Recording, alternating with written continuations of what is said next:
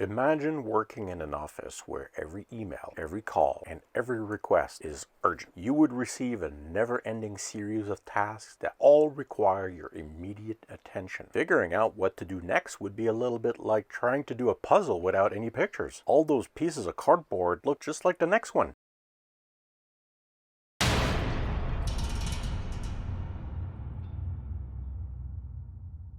If you're enjoying this content, consider subscribing.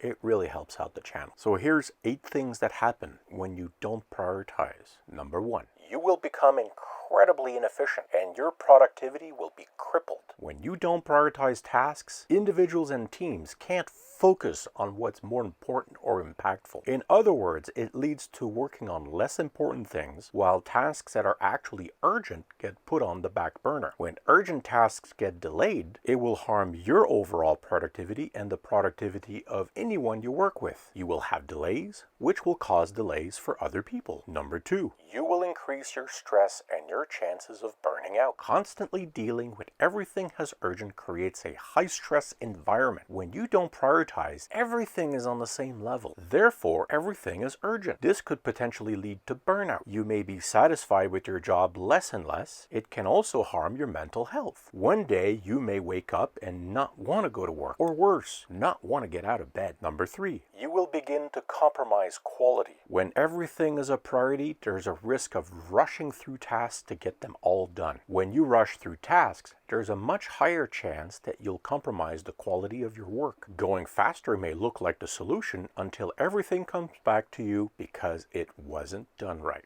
Number 4, you will eventually suffer from decision paralysis. When there's nothing to tell you what needs to be tackled first, you'll gradually feel overwhelmed and confused. This could lead to decision paralysis, where you don't do anything because you can't prioritize. I see this as juggling too many balls. If they're all equally important, you try to catch them all, and they all end up on the floor. Number 5, you will misallocate resources. When there's no prioritization, resources can't be allocated efficiently. This will lead you to inefficiencies and wasteful assignments. Think of using a large truck to deliver a pizza or a motorcycle to deliver a piano. Number 6, you will miss opportunities and deadlines. Failure to prioritize will quickly bring you to missed deadlines or opportunities that could negatively affect the business or a project. How can you possibly meet a deadline when answering the phone is just the same priority as the project, even when you have 1 hour work and the deadline is in 1 hour? Number 7, your communications will break down.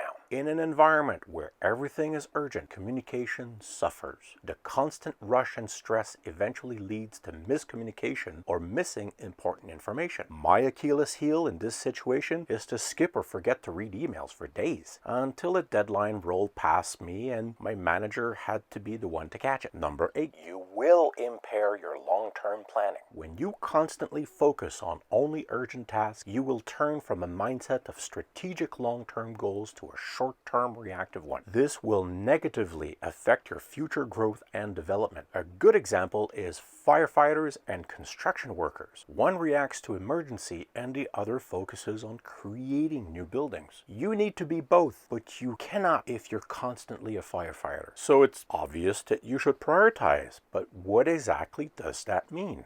First, you should prioritize tasks. One possible method is the Eisenhower matrix. Essentially, it allows you to categorize tasks into 4 quadrants based on urgency and importance. You should focus on tasks that are both urgent and important. If you're not sure, ask your manager. This is essentially one of their core purposes, and anytime you aren't clear, they should drop everything and revise your priorities when needed. Have you ever asked someone your priorities and they said everything? Second, you should set clear goals and objectives. You need to understand what the goals and objectives are for your work. This in turn will allow you to determine which tasks contribute most towards these goals. If a task does not directly contribute to one of your objectives, it is probably not a priority. This will become more and more fundamental as you move up in an organization. If you're standing in front of your house on fire, you'll hopefully act on the goal of saving your family instead of taking selfies. Third, you should use an agile methodology. When you implement an agile practice like Scrum or Kanban, these will help you to break down large projects into manageable tasks and prioritize those tasks based on the current need of your project. No matter how hungry, nobody can eat an elephant in one bite. The only way to eat an elephant is one bite at a time. This is the same for a big project. You need to decompose it into smaller tasks and keep decomposing until each task is manageable. Fourth, you should delegate effectively. If you have a team, you should delegate tasks based on every team member's skill set and workload. From my experience, don't be shy about loading up your team members. It's perfectly okay for them to be busy because you can focus